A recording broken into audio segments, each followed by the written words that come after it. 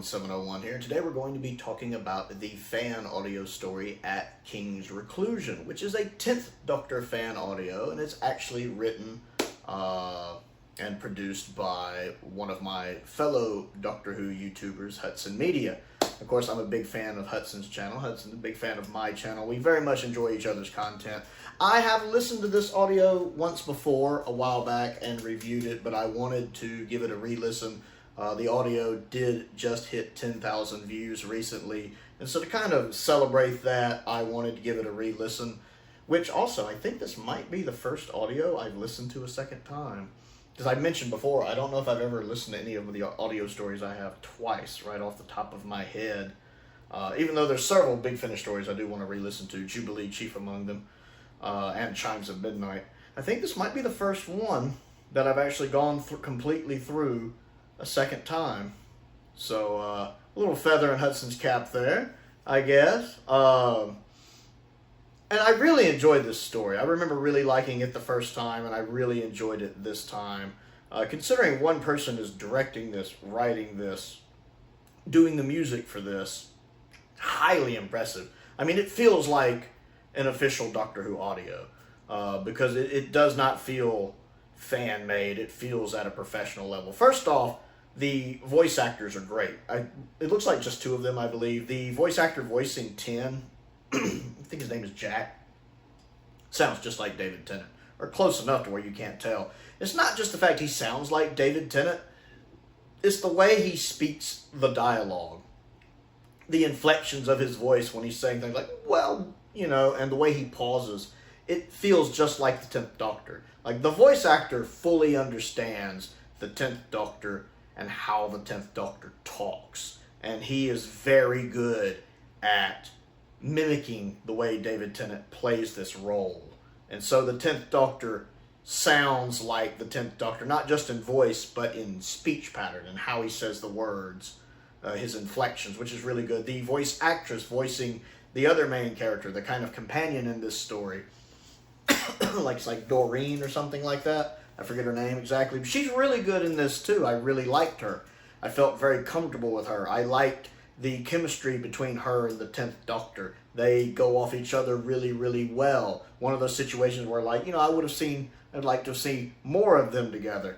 And then the music is really, really good. The music is very good at accentuating what is happening in the story.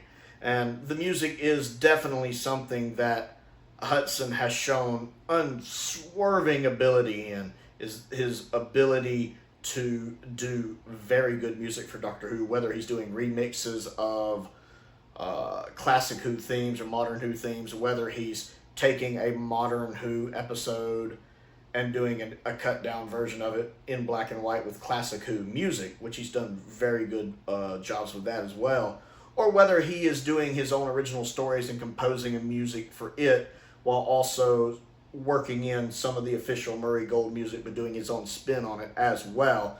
It complements what's happening in the story perfectly. Also, the story is just written very well. I think Hudson also really gets the 10th Doctor, because the 10th Doctor in this story acts like the 10th Doctor. There is never a time listening to this audio where I feel like the 10th Doctor feels out of character. That never happens. He always feels like the 10th Doctor. And so Hudson very obviously has a very good understanding for this incarnation of the Doctor, for this character. And so when you combine Hudson's writing with Jack, I think was the voice actor's name, with his voice acting, it really gives you a great portrayal of the 10th Doctor for this story. And so he always feels like the 10th Doctor. Again, highly impressive, considering this is a fan audio, when it comes across to me as a professional production, which Hudson's very good at this kind of stuff. He's obviously very talented and very intelligent working on these kind of projects. I've also listened to his, Blind Man's Stare, I think is the name of it, Curse of the Blind Man's Stare. I've listened to that one as well, which is really good. And then I liked the story. Basically, the Doctor ends up on an island that's in black and white.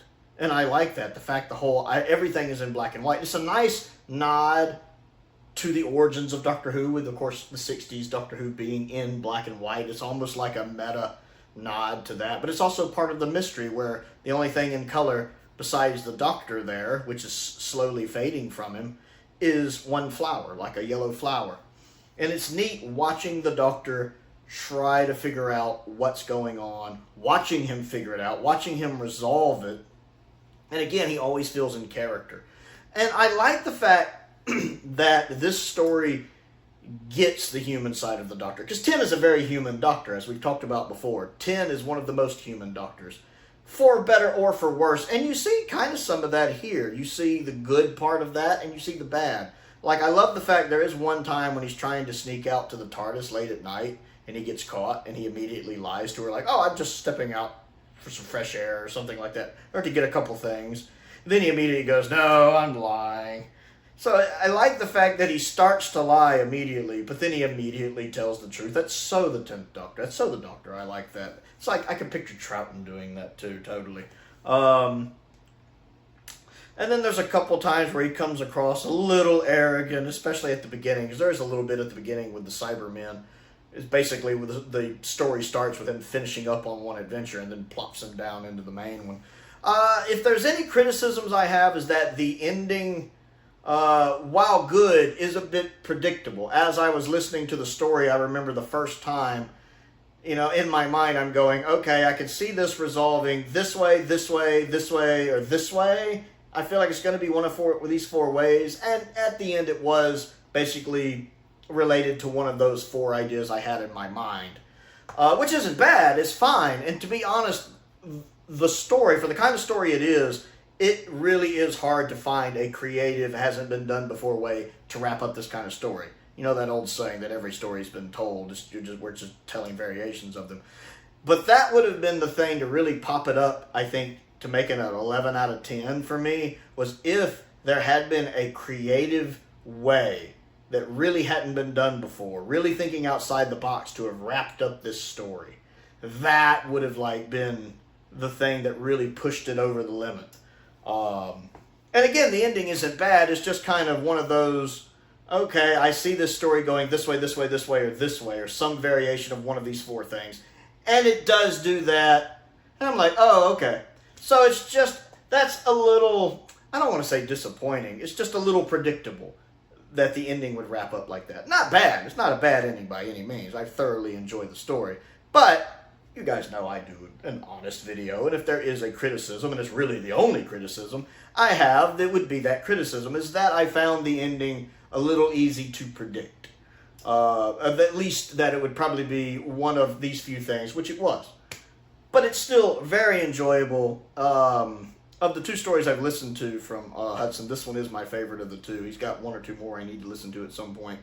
But I found this very enjoyable just because, one, the story is great.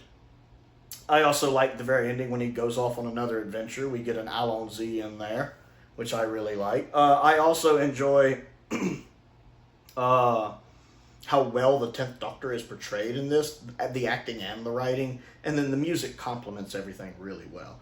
And I loved seeing that it's hit its 10,000 views. It's celebrating 10,000 views. It's a great story. And I wanted to call a little more attention to it in case maybe some of you haven't had a chance to check it out. I will include a link to it probably at the end of this video if you want to go listen to it. But Hudson does great work. He does a lot of really good stuff. Check his channel out if you hadn't. Hudson Media. Really good stuff. Really enjoyed this story. Have you listened to it? What do you think of it? Comment down below and let's talk about it. Don't forget to click the like button and the subscribe button as well. I also have a Patreon if you would like to support me on that. There is a link to that down there. I have a, my mind went blank for a second. I have a P.O. box as well if there's anything you'd like to send me to look at and review. I do love getting fan mail. That's how I got most of my standard edition sets right here. Simon's been really nice about sending a bunch of those, and Colin has sent one as well. So I would love to get some more of those. The Season 9 one is on the way. Simon is sending me that, which I appreciate. I also have a link to my Amazon wishlist down there and my Amazon UK wishlist down there as well. Most importantly, thank you for watching. Oh, I almost forgot. I want to give a shout out to some of my top tier patrons. Colin Coney, Sam Venning, Finn Perkins, and Unknown289. They do help me keep the bills paid, which I very much appreciate. And as always, thank you for watching.